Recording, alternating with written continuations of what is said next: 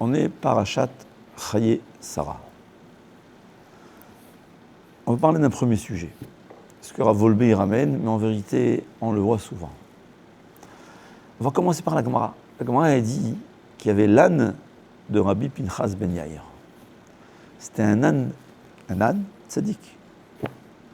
Première histoire, la Gemara raconte qu'il s'est fait voler une fois. Au bout de 3 jours, il est revenu. Et Rabbi Pinchas ben Yair a dit, donnez-lui à manger, parce que ça fait 3 jours qu'il n'a pas mangé. Pourquoi ? Il ne mangeait pas ce qui n'appartenait pas à son patron. Il ne mangeait pas ce qui n'était pas cachère. C'est incroyable. Donc les voleurs, ils ont vu que cet âne, il ne mange pas. Ils ont dit, qu'est-ce qu'on va avoir un cadavre. Ils l'ont laissé retourner à la maison. Je ne sais pas si la Gemara raconte sur Rabbi Pinchas ben Yair ou sur un autre Tana, qu'il louait son âne, il mettait sur son dos la somme due. S'il y avait 1 centime de plus ou 1 centime de moins, l'âne ne bougeait pas. Oh. Ouais.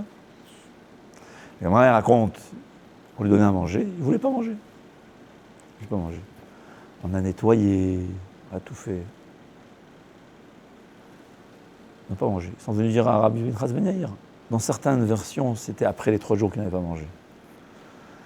On a demandé à Rabbi Pinchas ben Yair, pourquoi il ne mange pas ? Il a dit, est-ce que vous avez prélevé le maaser ? Il a dit, mais Rav, c'est écrit dans la halacha que ce qu'on achète pour manger aux animaux, dans le doute, je précise, dans le doute de maï, on n'a pas besoin de prélever le maaser. Il dit, mais qu'est-ce qu'on va faire ? Elle est mahmir.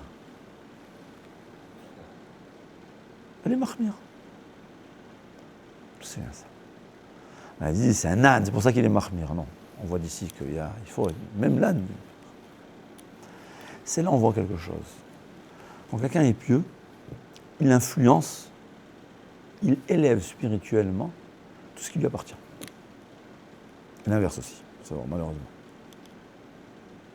Au point où son âne, c'est pas que sa tête réfléchissait. C'est un âne, l'âne, il n'a pas de cerveau. Ouais. Il n'a pas de da'at, il n'a pas de réflexion. Il n'était pas capable de manger quelque chose qui n'était pas à lui. Il n'était pas capable de manger quelque chose que son maître n'aurait pas mangé. Parce qu'il a eu une élévation spirituelle. Il est devenu un peu proche d'Hachem. Le Messias Técharim dit que le Kadosh, et peut-être que c'est tout le monde, quand on agit à Cherki des Chanou B'mitzvotav, chaque mitzvah qu'on fait, c'est Kadosh. Il dit, le Kadosh, tout ce qui est utilisé par un saint, ça peut être même quelque chose qui n'est pas de mitzvah, peut-être, c'est ce qu'il veut dire. Pour nous, c'est seulement quand on utilise par un mitzvah, c'est une élévation spirituelle. Il s'élève. Qu'est-ce que ça veut dire, il s'élève ? Je ne comprends pas, c'est schématique. Ça veut dire, il devient spirituel, rouhani, proche d'Hachem. Incroyable. Le fait même qu'il appartient à un tzaddik. Mais ça déjà lui parle, je m'excuse, que quelque chose qui est utilisé par un tzaddik. Comme il ramène, on verra dans Yaakov Avinu, que chaque pierre disait Allah yaniyar tzaddik et drosho. Ouais. Je veux que le tzaddik dépose sa tête sur moi. Pourquoi ? Il savait être utilisé une fois par un tzaddik, ça l'élève.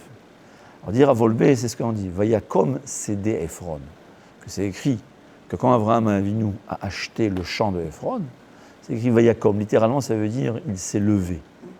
Tu as vu un champ qui se lève ? Avec Mra, il dit Tkuma Haïtalo, il y a eu une élévation. Le fait même que Abraham Avinu a acheté quelque chose, c'est devenu dans la possession c'est possédé par Abraham Avinu, c'est une élévation spirituelle. On ne comprend pas ça tellement, il faut savoir. C'est pour ça qu'il y a qui veulent acheter. Il y a quelqu'un, il a demandé à Rav Eliashiv son talit. Et il était prêt à payer des milliers de dollars. C'est d'accord, Rav Eliashiv n'avait pas d'argent. Il ne voulait pas d'argent. Il a donné, pour Achnasat Kala, on appelle ça gagnant-gagnant.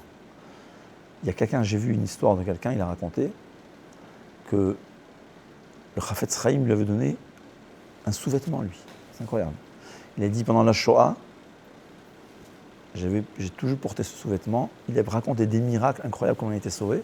Il dit le lendemain de la Shoah, ça a disparu. Ouais. Il y a les habits. Alors évidemment, il ne faut pas que ça devienne une idolâtrie. Il ne faut pas que ça devienne une idolâtrie. Ouais. Faire très attention. Parce que, comme je dis, il faut savoir toujours, la Emunat Rachamim, avec l'idolâtrie, il y a un fil de cheveux au milieu. Un fil de cheveux. Ouais. S'imagine, la Gemara dit dans Masechet Yevamot, vous devez craindre le Beth Amikdash. Ani Hashem. Ouais, il dit, c'est pas que tu crains du Beth Amikdash. On n'a aucune crainte du Beth Amikdash. Le sanctuaire, on n'a aucune. On craint Akadosh Baruch Hu. Parce que dans le sanctuaire, il y a la présence d'Hachem. Il faut faire très attention de ne pas craindre la pierre, mais craindre Akadosh Baruch Hu. Ne pas penser que j'achète le talit de Baba Salé, c'est devenu une idole. Non. Il y a de la Kedusha, je ne sais pas comment ça fonctionne, ça a été utilisé par un tzaddik, ça peut peut-être nous faire du bien, je ne sais pas. Dans le cas du Chafetz Chaim, on voit que oui. Ben Ishraï, il parle de ça. Ben Ishraï, il parle que Shlomo Amelech, il avait seulement son bâton, son habit. On voit qu'il y a des choses. Oui, mais il dit qu'on voit qu'il y a quelque chose dans ce qui est utilisé. C'est vrai. Mais il faut faire très attention de ne pas devenir superstitieux et ne pas devenir idolâtre. Mais intéressant de savoir que tout ce qui appartient à un tzaddik, un kadosh, est élevé, et tout ce que chacun utilise pour la mitzvah aussi, est élevé. Le Chida témoigne, je crois que c'est le Chida, qu'il y avait quelqu'un, en tout cas, je ne sais pas si c'est le Chida, il y avait quelqu'un d'aveugle. Il a une fois trouvé les lunettes du Pnei Yehoshua. Le Yehoshua, il a vécu du temps du Chida, c'est pour ça que je confonds. Le Chida, je crois, il a rendu visite. Il a mis les lunettes, il regardait, il pouvait voir. Intéressant.